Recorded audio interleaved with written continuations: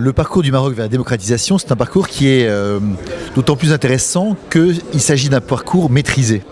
Voilà. Ce qui, vu de l'extérieur, est très intéressant dans le cas marocain, c'est que le Maroc ne cède pas ni à la panique, comme au moment du printemps arabe, alors que tant d'autres pays ont cédé à la panique et se sont retrouvés, si je puis dire, par terre.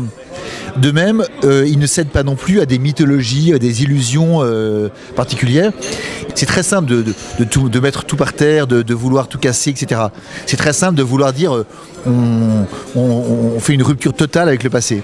Le Maroc, lui, n'a pas fait ça et il a su conserver justement les éléments essentiels qui le caractérisent et notamment cette espèce de lien très intime et très intéressant et très fructueux finalement, comme l'ont bien démontré d'ailleurs les dernières années, entre la monarchie et la démocratie. Le Maroc, c'est à la fois une vraie monarchie et à la fois une vraie démocratie.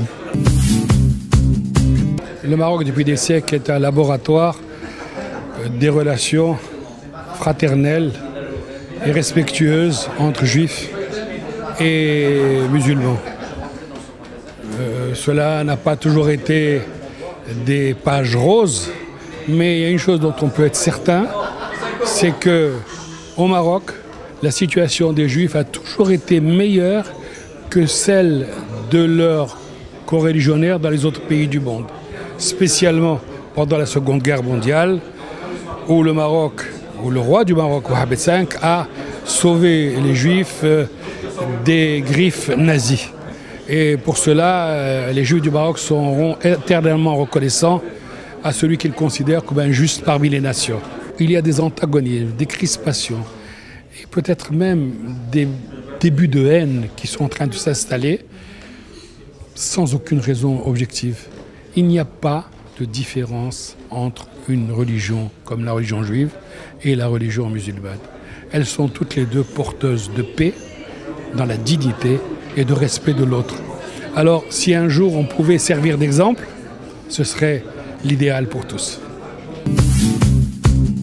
Je crois qu'une meilleure compréhension de ce que le Maroc peut apporter est justement cette dimension d'un islam tout à fait ouvert, tolérant, qui est la tradition de l'islam marocain, peut au contraire apporter une forme de sécurité par rapport aux communautés musulmanes qui existent en Europe et dont on aurait probablement tous beaucoup d'avantages à ce qu'elles soient beaucoup plus inspirées, beaucoup plus en phase avec cet islam marocain de tradition ouverte et multiculturelle qu'avec les images qui sont parfois données par des extrémistes et qui sont ces images qui font peur.